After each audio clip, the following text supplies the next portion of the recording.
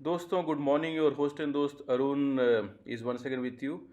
आज हम डॉक्टर नीरज से बात करते हैं कि मल्टीग्रेन आटा हमारे स्वास्थ्य के लिए और हमारे कंप्लीट हेल्थ ट्रांसफॉर्मेशन के लिए इतना ज़रूरी क्यों है। ये काफ़ी इम्पोर्टेंट, काफ़ी महत्वपूर्ण जानकारी है और मुझे पूरा विश्वास है कि आज का वीडियो आपकी ज़िंदगी के लिए, आपके स्वास्थ्य के लिए काफ़ी ज़्यादा गुणकारी साबित होगा। Let's listen to doctor Neeraj.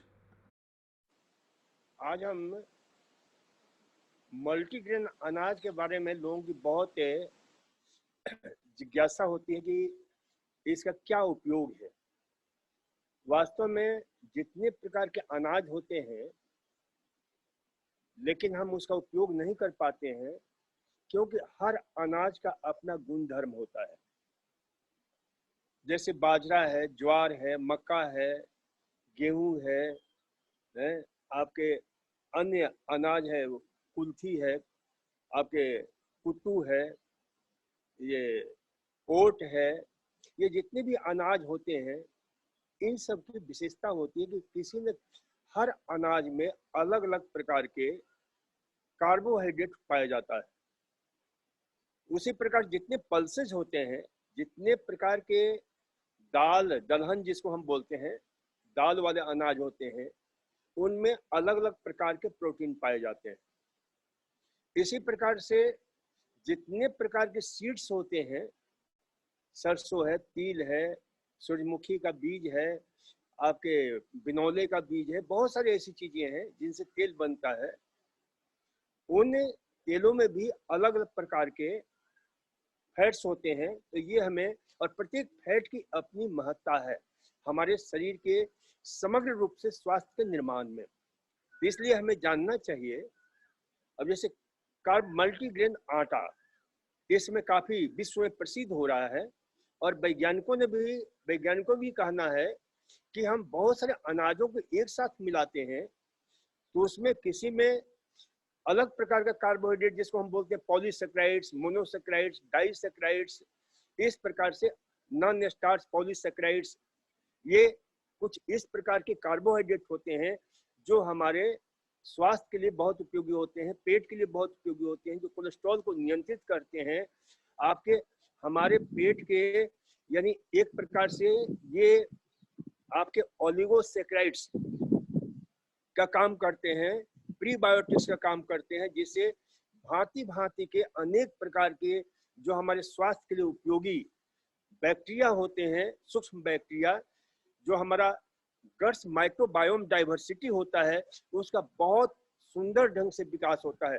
वैज्ञानिकों ने खोज किया उन आदिवासियों के ऊपर, उन जनजातियों के ऊपर। विश्व के कई देशों में इस प्रकार के खोज हुए हैं कि उनके पेट में माइक्रोबायोम डाइवर्सिटी है, वो इतना शानदार होता है कि उनका स्वास्थ्य, उनकी रेजिस्टेंस पावर, उनका इम्यून सिस्टम, उनका डिफेंस मैकेनिज्म अत्यंत शक्तिशाली होता है। इसलिए हमें अनाज को बदल बदल कर, हमने कहा कि 7 दिन होता है, 7 दिन के लिए 7 अनाज हमें चुन लेना चाहिए। कभी ज्वार की रोटी, कभी बाजरे की रोटी, कभी गेहूं की रोटी, कभी जौ की रोटी, कभी कुट्टू की रोटी, कभी जो है इस प्रकार से अलग अलग प्रकार के जो अनाज होते हैं, रागी रागी की रोटी। तो ये 7 दिन के 7 अनाज हमें चुनना चाहिए और कभी कभी इन सभी प्रकार के अनाजों को एक साथ मिला करके और उनका आटा बनाकर खाते हैं तो हमारे पेट की जो माइक्रोबायोम डाइवर्सिटी है वो इतनी शानदार होती है जिससे हमारा स्वास्थ्य खेलता है।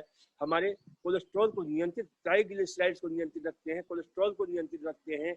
आपकी यूरिया, जो भी हमारे ब्लड केमिस्ट्री है, वो बहुत ही शानदार ढंग से रहता है। इसलिए हमें मल्टीग्रेन के आटे की रोटी, इसके अतिरिक्त हमारे ब्रेन केमिस्ट्री पर भी इसका बहुत बड़ा प्रभाव पड़ता है, क्योंकि इनमें जो कार्बोहाइड्रेट होता है उसके उपयोग से हमारे शरीर की मात्र केमिस्ट्री ही नहीं, ब्रेन केमिस्ट्री भी और अनेक प्रकार के अन्य प्रभाव होते हैं। पेट बिल्कुल सही रहता है। बहुत लोगों को कब्जी की शिकायत रहती है क्योंकि किसी अनाज में कोई फाइबर्स की मात्रा, नॉन स्टार्च पॉलीसेक्राइड्स की मात्रा ज्यादा होने से वह कोलेस्ट्रॉल को नियंत्रित करता ही है, साथ ही साथ पेट की अच्छी तरह से सफाई रखता है, पेट साफ रहता है। सुबह जो व्यक्ति जाता है, क्योंकि एक कहावत है कि पेट साफ तो हर रोग माफ। हमने सुनी एक कहानी, कब्जी सारी रोगों की नानी। तो उस कब्जी को दूर करने के लिए, उस पेट को साफ रखने के लिए बहुत जरूरी है कि मल्टीग्रेन आटे की रोटी खाएं, मल्टीग्रेन जो है उसका दलिया बनाकर खाएं, और वो दलिया भी बहुत शानदार बनता है, बहुत स्वादिष्ट बनता है। तो इस प्रकार से जो है हम मल्टीग्रेन आटे का उपयोग कर सकते हैं। इसके अतिरिक्त ये हमारे हर अंग के लिए, यानी डाइजेस्टिव सिस्टम के लिए उपयोगी है, रेस्पिरेटरी सिस्टम के लिए उपयोगी है, एंडोक्राइनल जो हमारा सिस्टम है उसके लिए उपयोगी है। आपके प्रत्येक अंग के ऊपर इसका प्रभाव बहुत ही सकारात्मक होता है, श्रेष्ठ होता है, स्वस्थदायी होता है मल्टीग्रेन आटे की रोटी खाने से। क्योंकि उसमें जो हमने बताया कि नाना प्रकार के, अनेक प्रकार के जो कार्बोहाइड्रेट होता है, स्टार्च होता है, आपके रेजिस्टेंस स्टार्च होते हैं, जो डायबिटीज को भी कंट्रोल करते हैं। डायबिटीज के लिए बहुत ही उपयोगी होता है मल्टीग्रेन आटे की रोटी। डायबिटीज, क्योंकि आज हिंदुस्तान को कहा जाता है कैपिटल ऑफ डायबिटीज, यानी यहाँ पर विश्व में सर्वाधिक डायबिटीज के रोगी हैं, और उन सबको नियंत्रित करने के लिए इस प्रकार के मल्टीग्रेन अनाज की हम जो है प्रयोग करते हैं। इसी प्रकार से हृदय रोग, आज नौजवानों में हृदय रोग धीरे धीरे बढ़ता जा रहा है। सबसे ज्यादा हमारे हिंदुस्तान में नौजवान हैं, ये नौजवानों का देश कहा जाता है, लेकिन हम देखते हैं कि सबसे ज्यादा हृदय रोगी आपके हिंदुस्तान में एक सर्वे के अनुसार ये प्रमाणित हुआ है। और उससे बचने के लिए मल्टीग्रेन आटे की रोटी, मल्टीग्रेन जो है दलिया, नाना प्रकार के, तो उन सब का जो हम प्रयोग करते हैं तो हमारे शरीर में कार्डियक प्रॉब्लम से लेकर के, डायबिटीज से लेकर के, जो मॉडर्न स्टाइल की जितनी बीमारियां हैं उन सब से राहत मिलती है। चाहे वो कब्जी हो, चाहे हाइपर कोलेस्ट्रोमिया हो, चाहे जो है हाइपरटेंशन हो, चाहे डायबिटीज हो, चाहे वेरिकोस वेन्स हो या वेरिकोसिटी हो। मैं चाहता हूं कि मल्टीग्रेन आटे की रोटी, मल्टीग्रेन अनाज का दलिया का प्रयोग किया जाए, ताकि हर प्रकार के कार्बोहाइड्रेट हमारे शरीर को मिले और शरीर हमारा स्वस्थ रहे, सशक्त रहे। इसी प्रकार से मल्टी पल्सेस, जैसे मूंग है, मोठ है, मसूर है, मटर है, आपके जो है मूंग, ये जितने कुल्थी है, अरहर है, इन सब का जो है, सोयाबीन है, तो ये सब दाल, क्योंकि इन दालों में भी, दाल का जो मूल मकसद होता है वह है प्रोटीन बहुल आहार। तो प्रोटीन भी हर दाल में अलग अलग प्रकार के प्रोटीन, जिसको बोलते हैं leucine, isoleucine, tryptophan, tyrosine, threonine, valine, तो ये नाना प्रकार के जो एसेंशियल अमीनो एसिड्स होते हैं वह हमें अलग अलग प्रकार के दालों से मिलते हैं। तो दाल भी हमें बदल बदल कर लेना चाहिए, हर दिन का एक दाल हमें चुन लेना चाहिए कि आज हम अरहर का दाल खाएंगे तो कल हम मटर का खाएंगे, तो परसों हम मूंग का खाएंगे, तो मोठ का खाएंगे, तो आपके मसूर का खाएंगे। वैसे दालों में सबसे श्रेष्ठ दाल आयुर्वेद में माना जाता है मसूर को। सेकंड नंबर है, यानी king of the dal pulses मसूर, एंड क्वीन ऑफ द दाल मूंग। तो इस प्रकार से हम देखते हैं कि इस दाल का भी प्रयोग हमें अलग अलग प्रकार से, कभी इन सारे दालों को एक साथ मिला करके बना सकते हैं और बहुत ही स्वादिष्ट बनता है। प्रोटीन के दृष्टि से इनका बहुत बड़ा महत्व है। तो दाल को भी हम जो है मल्टी, यानी पल्सेज जो है सीड्स होते हैं, उनको हम मिलाकर बनाते हैं, तो काफी इसका लाभ मिलता है।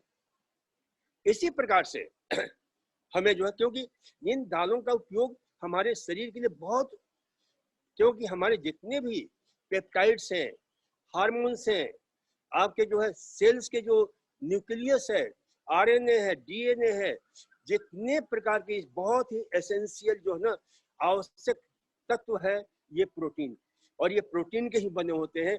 एक नहीं, हजारों प्रकार के जो हमारे शरीर के जो बायोकेमिकल, न्यूरोकेमिकल से लेकर पैराकेमिकल, ये जितने भी इस प्रकार के हैं, उन सब में आपके एंटीबॉडी से लेकर के जो हमारा रेजिस्टेंस पावर है, जो हमारा डिफेंस मैकेनिज्म है, उस सब के निर्माण में भी दालों के प्रोटीन की बहुत बड़ी भूमिका होती है। इसलिए दालों को हम बदल बदल कर देते हैं, तो उसमें अलग अलग प्रकार के जो एसेंशियल हमारे ये क्या नाम एमिनो एसिड्स है, प्रोटीन है, नॉन एसेंशियल प्रोटीन है, वो सारी चीजें हमें मिलती हैं और उससे हमारे शरीर का श्रेष्ठतम सर्वोत्तम निर्माण होता है, हमारे मांसपेशियों का निर्माण होता है, हमारे जितने भी जो बेसिक यूनिट है हमारे शरीर का, जिसको हम डीएनए, आरएनए, ये इन सब के निर्माण में और इन सब के लिए बहुत उपयोगी होता है। तो ये एंजाइम, जितने प्रकार के एंजाइम हमारे सैकड़ों प्रकार के एंजाइम होते हैं, उन एंजाइम के निर्माण में भी इस दाल की बहुत बड़ी भूमिका होती है।